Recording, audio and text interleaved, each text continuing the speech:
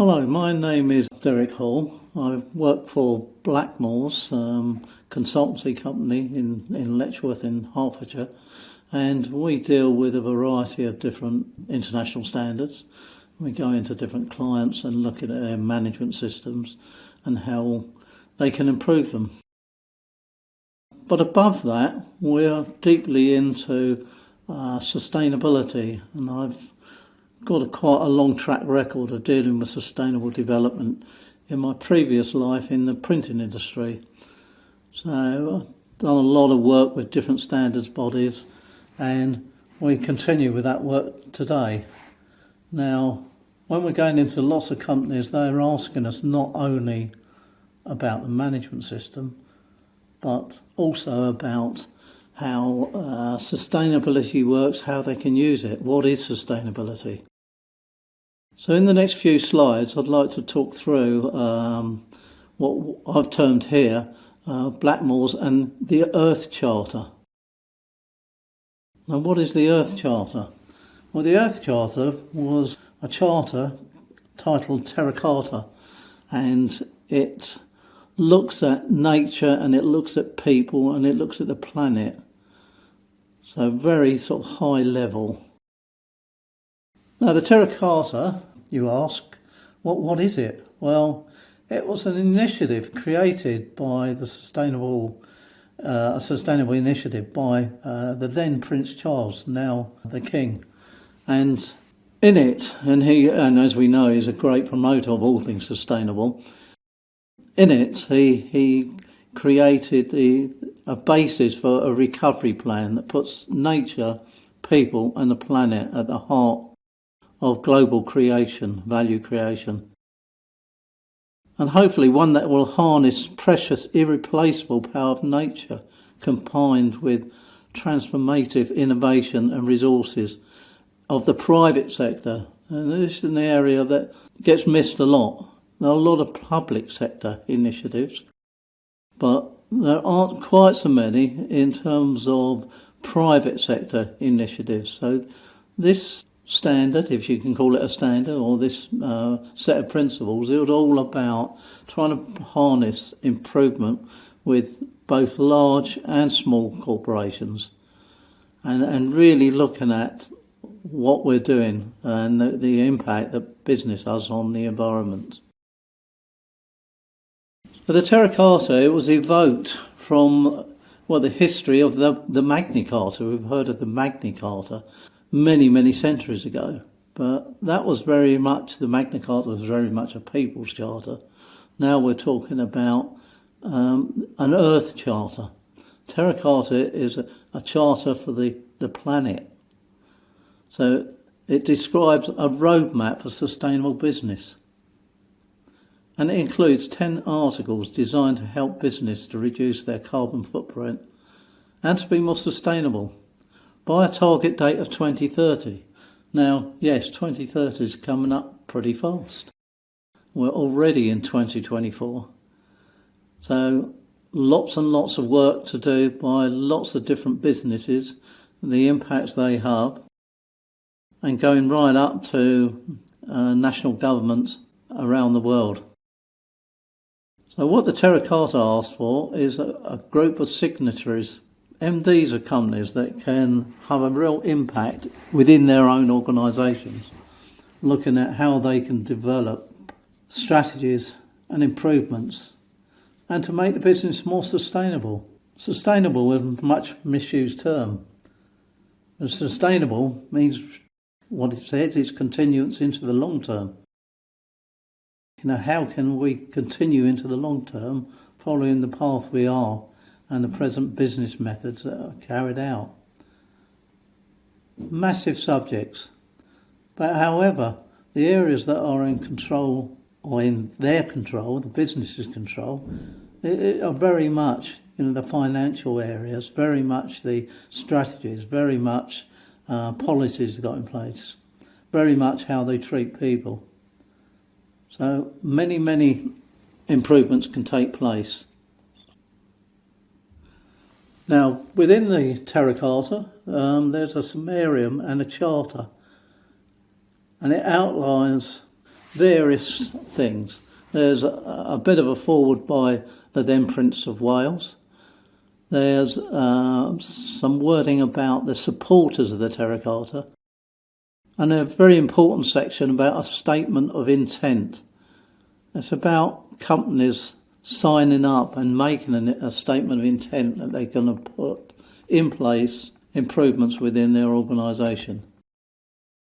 They will need to commit to supporting sustainable futures, recognising the urgency of climate change, acknowledging that to build a sustainable future, the transition must focus on a robust, positive and parallel impact for nature, people and planet. Also, recognise that ensuring the integrity of all ecosystems into areas like water, climate change, biodiversity.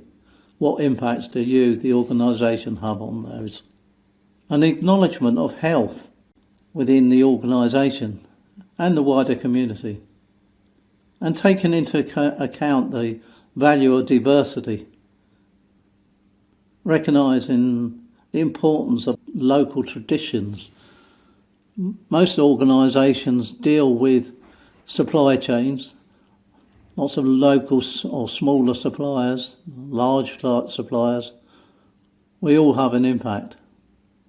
So it's an acknowledgement of these impacts, both from a local trajectory as well as a global trajectory.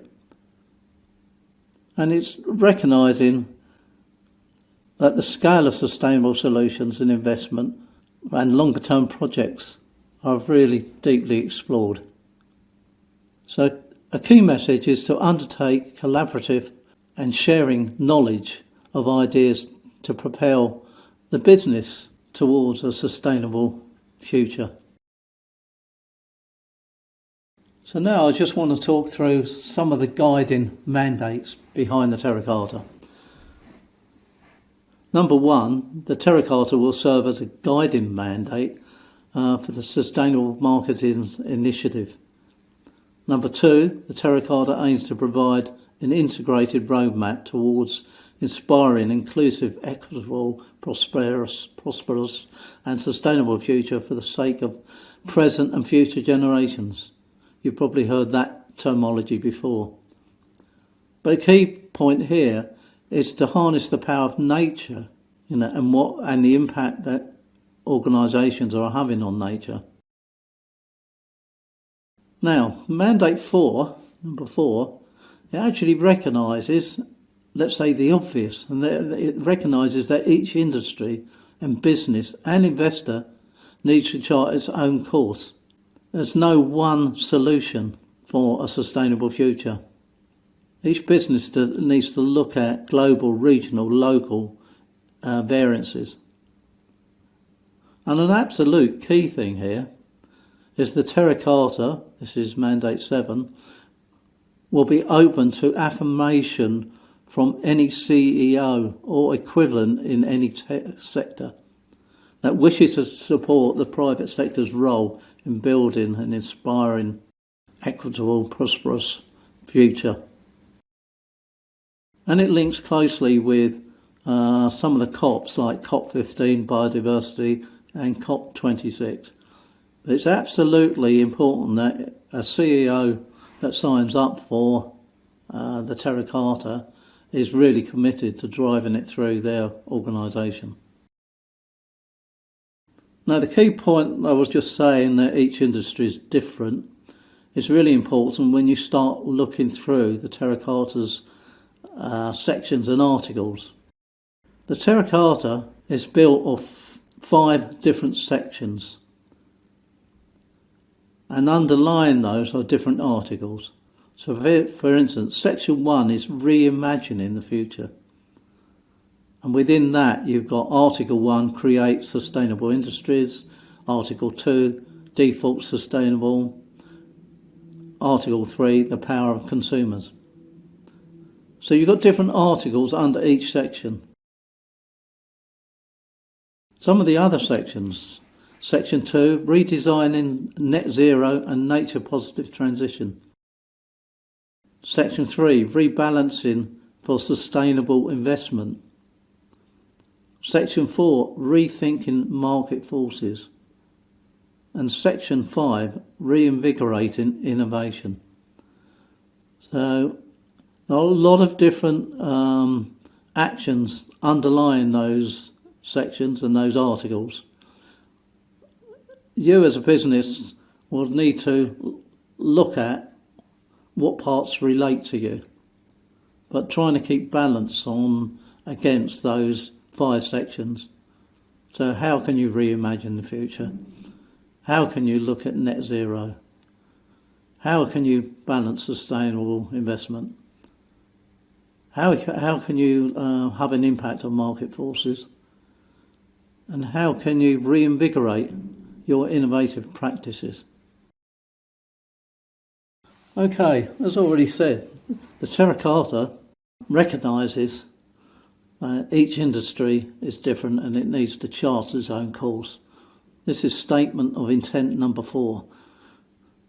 And also in number 4, it's about sustainable direction being clear. And each organisation or each actor, it says here, should accelerate their own respective transition journeys. Quite complex stuff in some ways, but simple in others. So I think the key message here is you need to chart your own course, but keep structure to that course. So it recognises, as already said, no one action will resolve all issues. But there are some big issues, as we know. There are things like climate change, there's biodiversity crisis. But of course, as businesses, you make a multitude of initiatives and investments. Are those investments in the right areas? Does it support business growth? But does it also support the impact or reduce the impact that you, the business, are having on the environment? And also it's about a coordinated, aligned and approach will promote a likelihood of a success. The Terra Carta is a living document and it's reported on and updated annually. So that's the annual performance of the Terra Carta of all the businesses that have signed up for it. But obviously as individual businesses, you need to monitor the strategies you put in place. And Terra Carta, because it's an innovative, moving process, it helps you keep up with technological evolution and the shift in investment landscape. It's a lot to take on board and a lot of initiatives that you will be able to capture. So I hear you saying, why? Why bother? Why is it important for business to have harmony with nature, people and planet? Well, clearly we've only got one planet we live on. So it's important from not only, of course, a business perspective, but from a home perspective, from a social perspective. Our global activities are changing the living world. Habitat loss presents the greatest threat to wildlife and to Homo sapiens. And it's worth noting that Homo sapien in Latin is a wise man. That's the definition. The species, Homo sapien, is the species that all modern human beings belong to. So what I'm looking at in this presentation is how Homo sapiens and species have developed over the years. So we've become quite a sophisticated animal, right from evolving from apes into our modern form. So how wise are we? We're having a very damaging impact on the environment through our actions, non-sustainable actions. We really need to live in a better way and make decisions in better ways and safeguard the one planet we're living on. We need to limit the kind of economic growth that we have and align our activities with nature, people and planet. Now here's some facts. In 1937, the world population was 2.3 billion. Carbon in the atmosphere was 280 parts per million, and the remaining wilderness was 66%.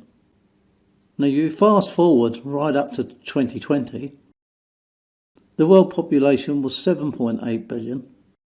Carbon in the atmosphere was 415 parts per million, and the remaining wilderness 35%. Now these figures came from David Attenborough's book, Life on Our Planet, and they're pretty frightening facts that remaining wilderness is only 35%. That shows that the impact that we're having on the planet, our one planet, has been greatly affected. So, the Terra Carta is all about trying to exceed goals and targets outlined in the Paris Climate Agreement, the Sustainable Development Goals, the Convention of Biological Diversity, and so on. So this set of principles sort of sits above, a lot of the other conventions and initiatives that have taken place. Okay, so how can we make sense of all of this?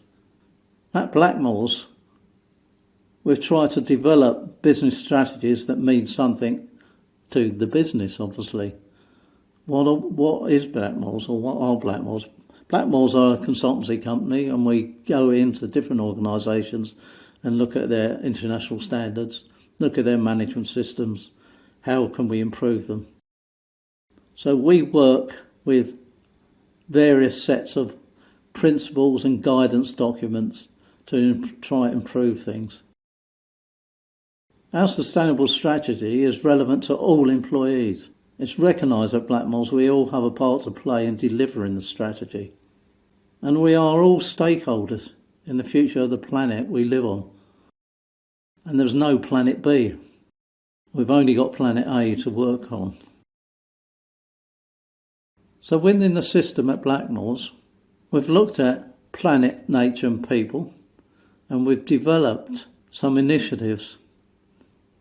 One is Reimagine Services, what we call carbon pathways, looking at standards and metric solutions, i.e. using international standards I've just spoken about, innovation and technology, reviewing the impact on nature, taking forward science-based solutions, and learning all the time. We're always learning. And connecting those factors with economic investments. So what I've just described there forms part of our Sustainable Development Policy Statement. Reimagine Services, looking at carbon, innovation, and so on. So it's a key part of our policy.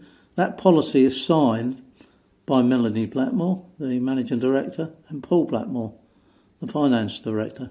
So it's literally driven from the top. And that's the sort of evidence we have to show when joining the Terra Carta. We have to show that we really are driving sustainable development through the organisation. So repeating that, we're reimagining our services. We're looking at carbon improvement, carbon pathways as we call it. Innovation and technology, nature and the impact we have on it. Connecting economic investments, looking at standards and looking at metric solutions. We deal a lot with different metrics for different organisations to improve their management systems. Learning, of course, we're always learning. We learn every day of the week. And hopefully using science-based solutions. And we've tried to develop these aims by looking into the future and sort of backcasting back to the present day. So looking at what a future would look like and what strides we have to take to get to that sustainable future. So more of that and more on the whole terminology backcasting on future presentations. But it's an interesting way of looking at things, looking at how you envisage the future and then looking back at the present and then taking steps forward. Now, needless to say, we have lots of different metrics. We have lots of different action planners. We have meetings. We break each subject area down and we look at initiatives we can carry out. And in fact, some things are possible and some things aren't possible. Some things go sideways, some things will go forward. But the general idea is to improve our sustainability. So that there's no pretending. There's a lot of hard work, but there's a lot of valuable hard work.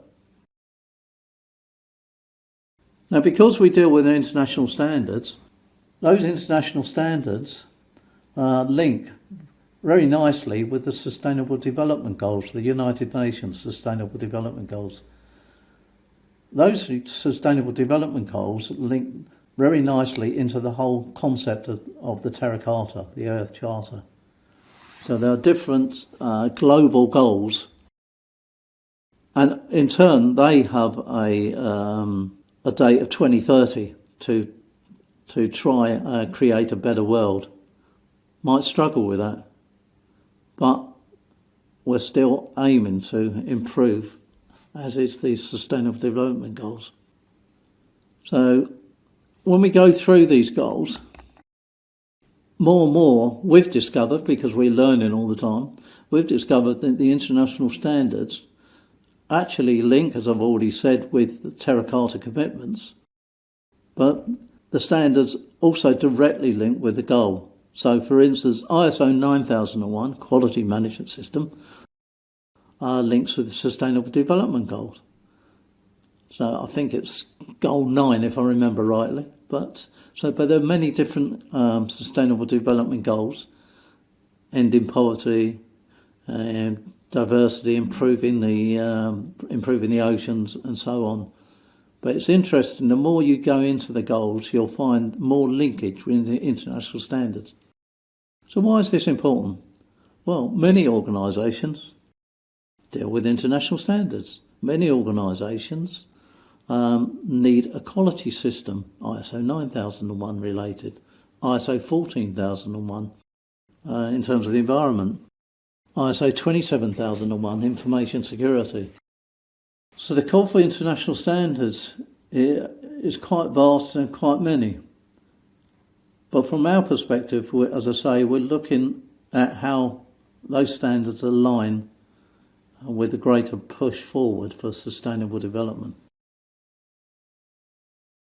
And with that in mind, we've developed a series of sustainability podcasts.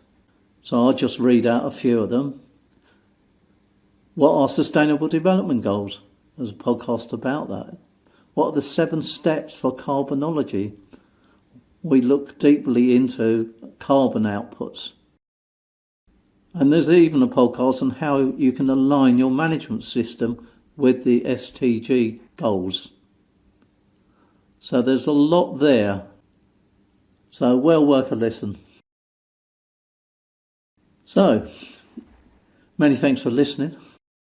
This presentation has been based on our structure, Blackmores structure. Within our structure, we've developed, have got the charter requirements for the Terra Carta. We've got sustainability committee terms of reference. We've got sustainability strategy and policy. We have a vast range of sustainability presentations, along with the podcasts I've just spoken about. Various roadmaps. We've developed a sustainability maturity matrix to try and monitor long-term how well we're performing.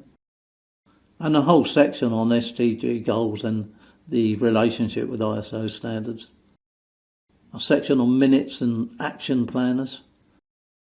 And various reports and white papers.